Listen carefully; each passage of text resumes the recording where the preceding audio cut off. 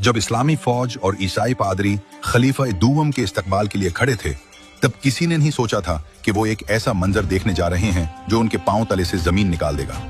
ये उस वक्त की बात है जब हजरत उमर फारूक रजी अल्लाह अन्हु मुसलमानों के खलीफा यानी सरबराह थे। 16 हिजरी में मुसलमानों की फौज ने बैतुल मुकद्दस का मुहासरा कर लिया था। बैतुल मुकद्दस वो मुकद्दस शहर है जो आज के फलस्तीन में है और मुसलमानों, ईसाइयों और यहूदियों तीनों के लिए बहुत अहम है। शहर के ईसाइयों ने देख लिया कि अब लड़ना मुमकिन नहीं, इसलिए उन्होंने सुलह कर लेने का फैसला किया।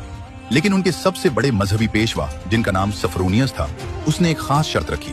उन्होंने कहा कि हम शहर की चाबियां किसी जर्नैल या फौजी कमांडर को नहीं देंगे, बल्कि सिर्फ और सिर्फ मुसलमानों के खलीफा यानी हजरत उमर रजी अल्लाह अन्हु को देंगे। और ये बात मदीना पहुंचाई गई। हजरत उमर रजी अल्लाह अन्हु ने बैतुल मुकद्दस जाने का फैसला किया। अब आप सोचें कि पूरी दुनिया की सबसे बड़ी इस्लामी सल्तनत का खलीफा सफर पर निकल रहा है तो कितना बड़ा काफिला होगा, कितने मुहाफिज, कितने घोड़े, कितनी शान और शौकत होगी। लेकिन हजरत उमर रजी अल्लाह अन्हु ने सिर्फ एक ऊंट लिया और अपने एक गुलाम को साथ लिया और निकल पड़े। सफर शुरू हुआ तो हजरत उमर रजी अल्लाह अन्हु ने गुलाम से कहा कि हम दोनों बारी बारी ऊंट पर सवारी करेंगे, आधा रास्ता मैं सवारी करूंगा, आधा रास्ता तुम करोगे। जब बैतुल मुकद्दस करीब आया तो उस वक्त ऊंट पर सवारी की बारी गुलाम की थी। गुलाम ने कहा कि अमीरुल मोमिनीन, शहर सामने है, लोग देख रहे हैं, आप सवार हो जाएं। हजरत उमर रजी अल्लाह अन्हु ने साफ इनकार कर दिया और फरमाया कि बारी तुम्हारी है, मैं नाइंसाफी नहीं करूंगा। जब बैतुल मुकद्दस के दरवाजे पर पहुंचे तो इस्लामी फौज और ईसाई पादरी सब इंतजार में खड़े थे।